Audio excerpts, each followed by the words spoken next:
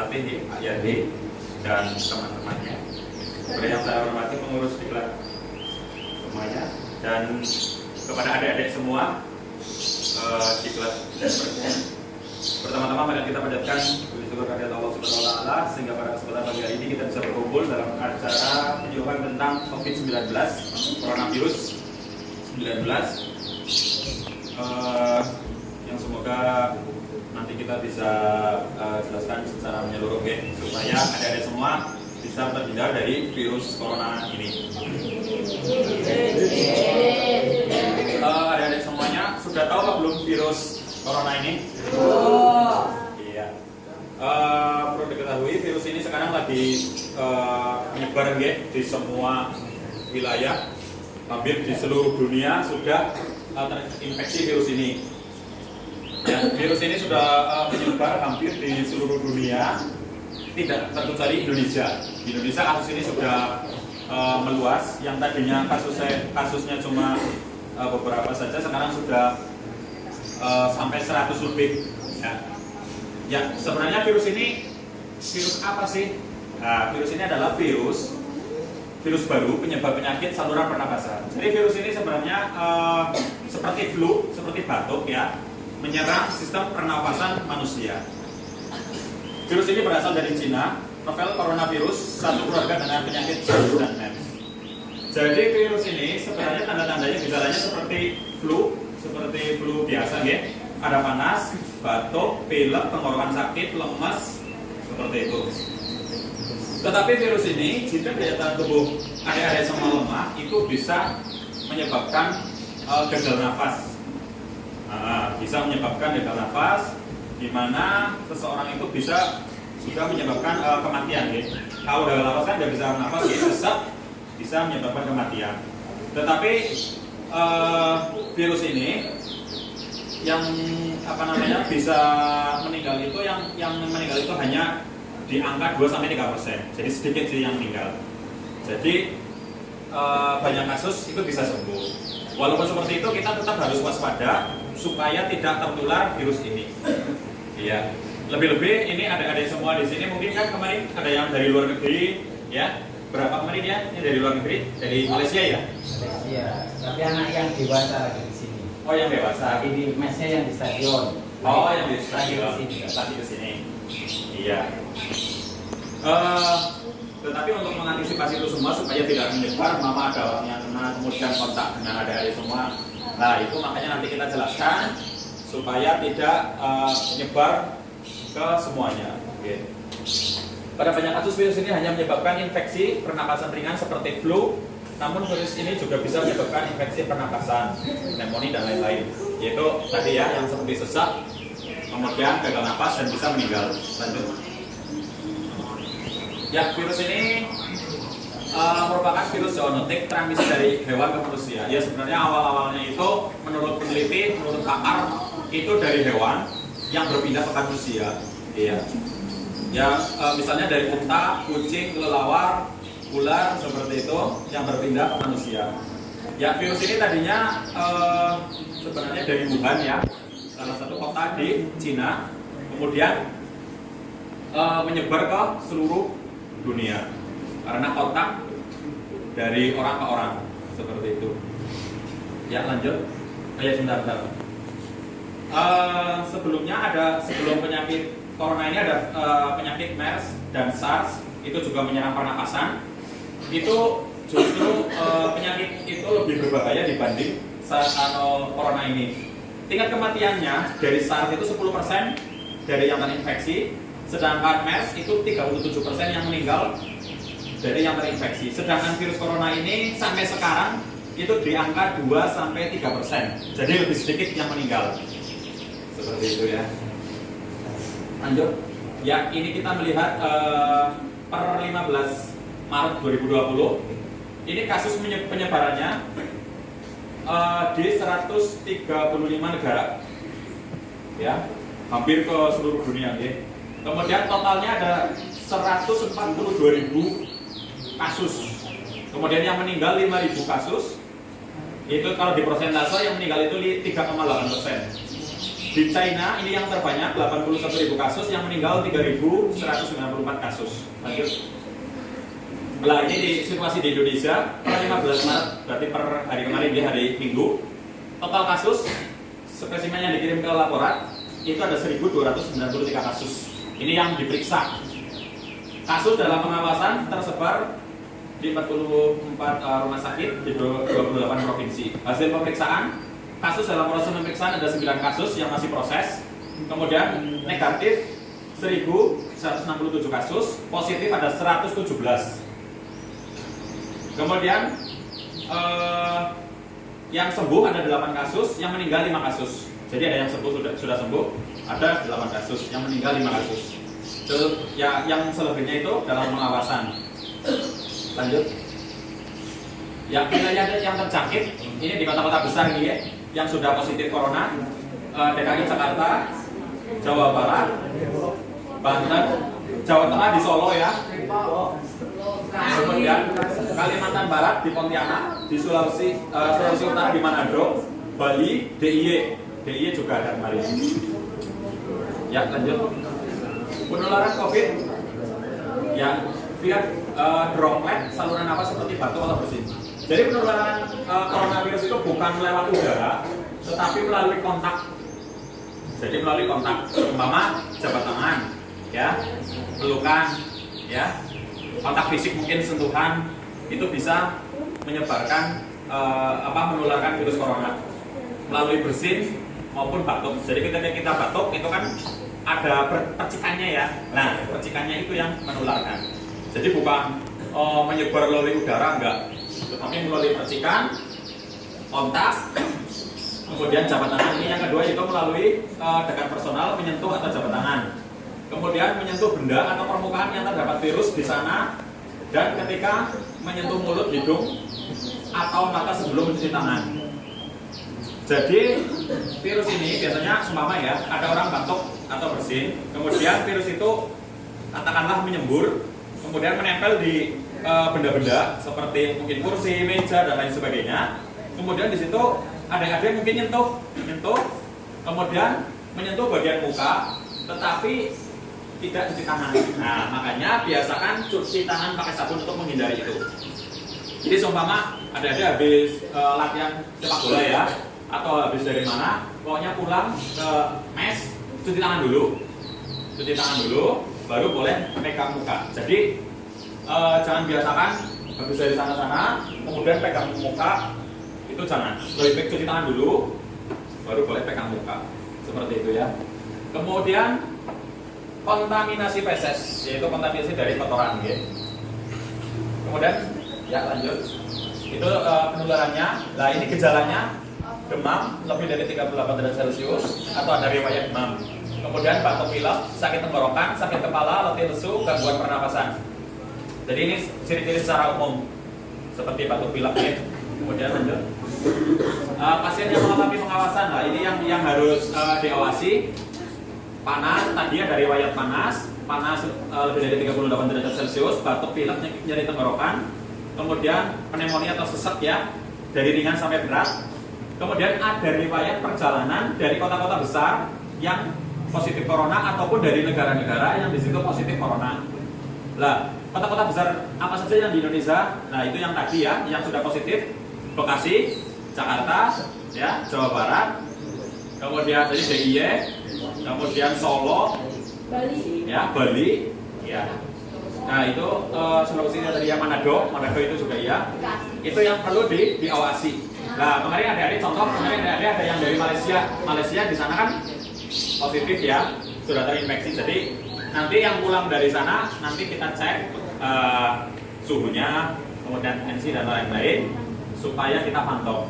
Itu kita pantau selama 2-14 hari ke depan.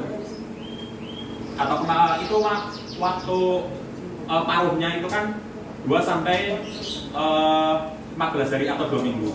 Jadi kalau selama 2 minggu ini tidak mengalami gejala-gejala seperti ini sih aman. Tetapi kita selama 2 minggu itu harus kita pantau. Seperti itu. Lanjut. Oh ya, belum.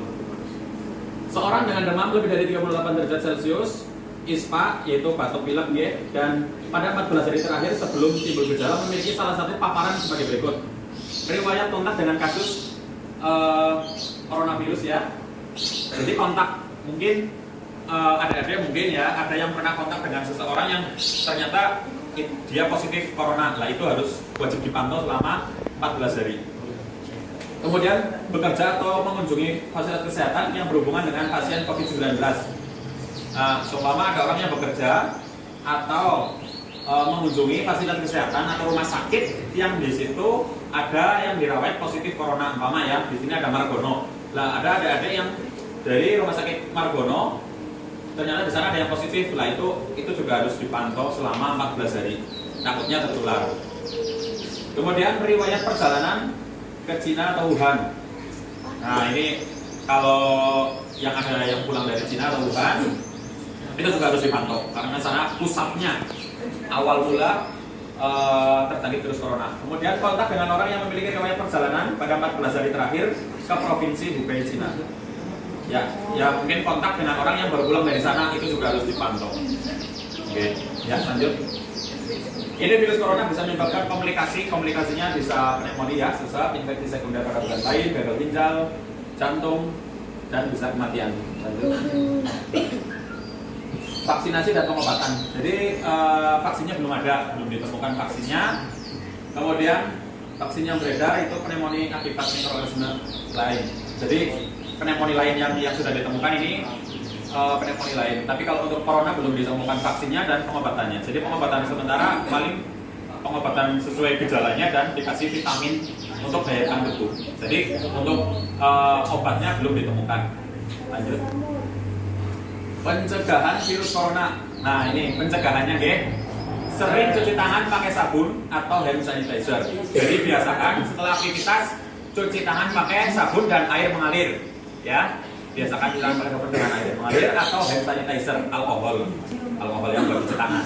Kemudian gunakan masker jika batuk atau pilek. Nah, penggunaan masker ini hanya kalau batuk atau pilek dan sudah positif corona, kemudian dan di tempat-tempat umum yang keramaian. Itu yang disarankan memakai masker. Kalau enggak, sebenarnya tidak perlu pakai masker karena ini virus ini tidak menyebar lewat udara, tetapi lebih ke kontak.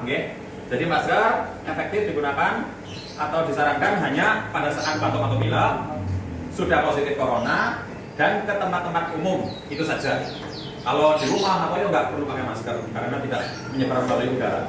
Kemudian konsumsi gizi seimbang, perbanyak sayur dan buah ini untuk menjaga daya tahan tubuh.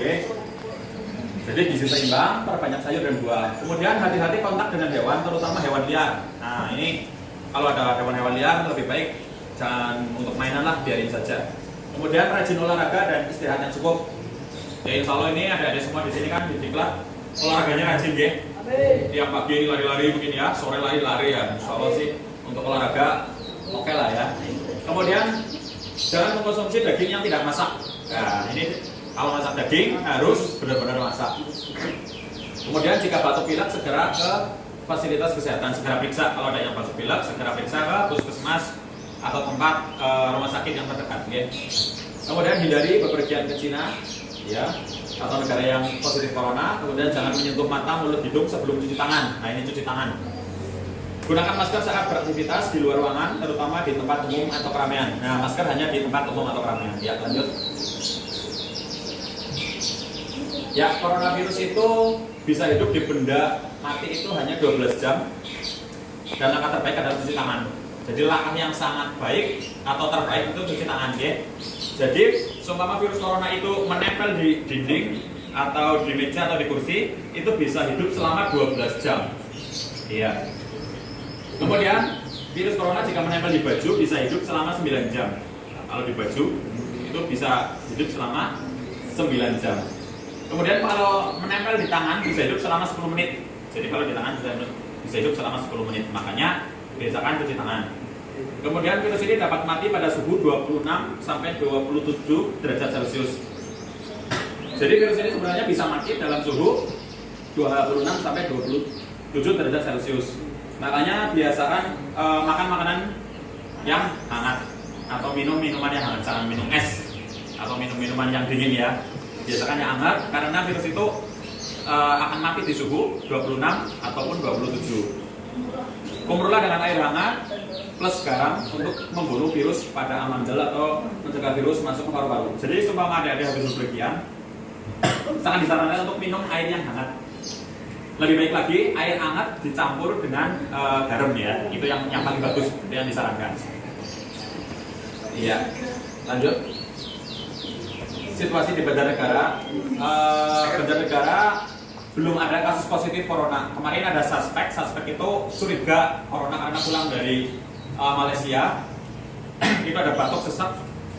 Ternyata setelah dicek negatif. Jadi di Banjarnegara belum ada yang positif. Ya, Banjarnegara masih aman ya, insyaallah. Ya lanjut. Himbauan lakukan PPS di semua kalangan dari tua sampai muda, terutama cuci tangan pakai sabun atau hand sanitizer. Masker tidak wajib digunakan karena penyebaran tidak melalui udara, tetapi melalui droplet atau percikan ludah yang menempel di benda sekitar. Masker diutamakan saat wabah meluas, dekat dengan pasien dan penjaga atau petugas kesehatan yang merawat dan merujuk. Hindari bersalaman tetapi cukup dengan masker. Ya.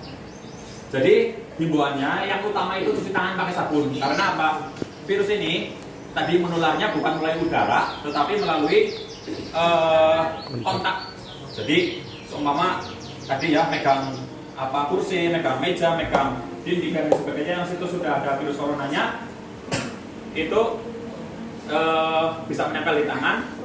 Dan ini masuknya itu melalui mulut, melalui hidung, melalui mata. Jadi enggak virusnya masuk ke nyenggol di tangan terus masuk lewat tangan, tidak, tetapi melalui muka ya, terutama melalui mata ya, selaput lendir ya. Jadi mata, hidung, mulut. Jadi ada semua seumpama habis dari bepergian kita biasakan cuci tangan pakai sabun. Cuci tangan dulu baru boleh pegang muka. Ya, ucap-ucap ini dokter mata atau hidung atau mulut itu harus cuci tangan dulu. Biasakan itu. Itu yang paling terpenting karena penularannya melalui kontak. Iya, terus kemudian hindari bersalaman ya. Jadi sekarang biasakan mungkin salamannya kayak gini saja. Nah, kalau jabat tangan kita menghindari itu, sementara kita menghindari itu dulu. Kemudian ini TPS ya, tepung selaci put-put ini singkatannya. Ada yang sudah tahu itunya? 6 langkah. Ya, kita pegangan ya. Telapak tangan kayak gini, tepung, kemudian punggung tangan, ya, 3 kali.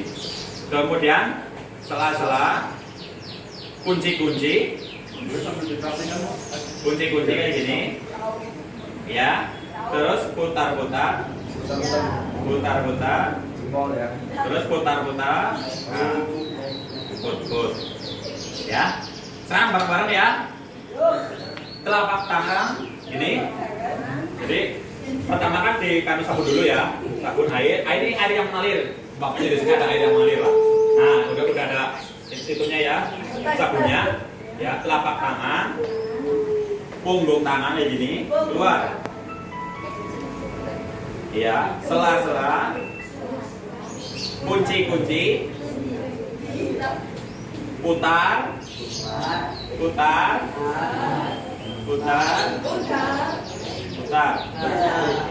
maka ya kapal ya. Nanti kita ada videonya, nanti kita setel ya videonya. Lanjut. Ya, ini untuk menghindari virus corona kita galakkan dengan germas, gerakan masyarakat hidup sehat. Tadi ya, makanan gizi yang seimbang, rajin olahraga, cuci tangan pakai sabun, tidak merokok, jaga kebersihan lingkungan, minum air minimal 8 gelas per hari, makanan harus dimasak, benar-benar masak. Kemudian bila demam dan sesak segera ke fasilitas kesehatan atau periksa ya. Kemudian gunakan masker bila batuk atau tutup mulut dengan lengan bagian atas. Kemudian jangan lupa berdoa. Itu yang paling penting, itu juga berdoa ya. Iya. Etika batuk. Ketika ada batuk itu seperti ini. Kalau batuk, mama ada batuk, selain pakai masker atau kalau bawa tisu pakai tisu, tutup pakai tisu. Kalau enggak kayak gini. Batuknya tutup pakai ya kayak gini. Ditutup ya. Kemudian kalau ada bawa tisu tutup pakai tisu, kemudian tisunya dibuang di tempat sampah tertutup. seperti itu. Lanjut. Ya, ini contoh rimang-rimangan yang dipercaya bisa untuk menjaga daya tahan tubuh ya, atau sistem imun. Ada begagan, bawang putih, temulawak, kunyit, temu mangga, meniran, dan lain-lain. Ya, ini mungkin sih makanan bisa tumbuh-tumbuhan yang ada di Indonesia yang dipercaya sudah teruji empiris bisa meningkatkan sistem imun. Iya. Lanjut. Ya, ini KLB virus corona sebagai isyarat agar manusia membantu sendiri untuk tidak mengkonsumsi hewan liar sebagai pencegahan penyakit infeksi zoonosis. Jadi intinya KLB virus corona ini ya untuk mengingatkan kita semuanya supaya kita tidak sembarangan memakan hewan yang tidak selayaknya dimakan ya. Biar hati-hatilah makanannya tidak. Karena virus ini dipercaya setelah penelitian itu perpindahan dari hewan ke manusia ya. Sudah selesai. Ya, selesai. Mungkin ada pertanyaan dari adik-adik?